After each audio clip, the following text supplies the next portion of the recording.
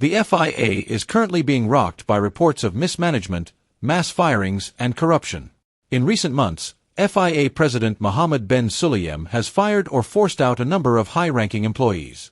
Even Formula One drivers have spoken out against him.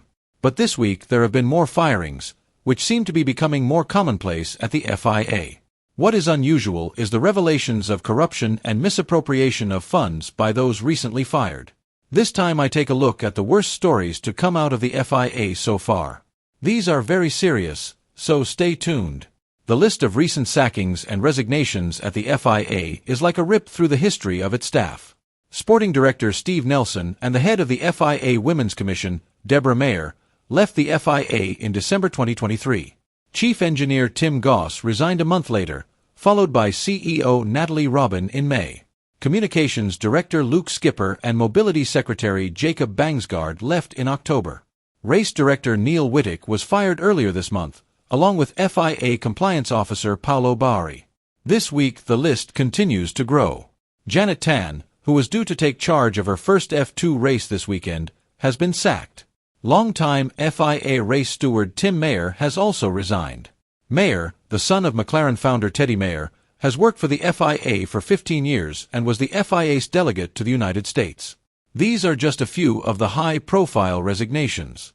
Let's start with the most recent dismissal, that of Janet Tan in Qatar.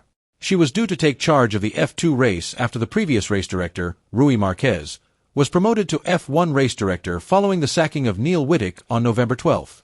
The FIA issued a statement saying that Neil Wittick had resigned from his position to pursue new opportunities. However, this claim was quickly denied by Wittick himself, who told the media that he had not resigned, but had been sacked. The Wittick saga shows how chaotic the FIA's internal affairs are. Janet Tan, sacked just days before the race weekend, was the latest in a long list of problems. With no replacement appointed, Rui Marquez was left to juggle both F1 and F2 races. The heavy workload is feared to be very stressful, even for someone as experienced as Marquez. In an interview with the BBC, Tim Mayer said, "I know how hard both jobs are. I like Rui, but this is going to be an incredible burden for him." Mayer also pointed out that the number of FIA-certified race directors is very limited. It's a very hard job, and if you're doing it right, you're worried every day about everything you have to take care of. The reason for the firing was even more disappointing. Mayer said he was fired simply by a text message from one of Ben Sulayem's assistants. After 15 years of dedicated time as a steward and teaching hundreds of other stewards, Mayer felt that the way he was dismissed was very disrespectful of his contributions. An investigative report by the British media, The Times, revealed the FIA's shocking management of funds. One of the biggest problems was a $1.5 million fund set up at the suggestion of Ben Sulayem, ostensibly to help international motorcycle clubs. However, the funds were suspected of being used to influence the 2025 FIA presidential election.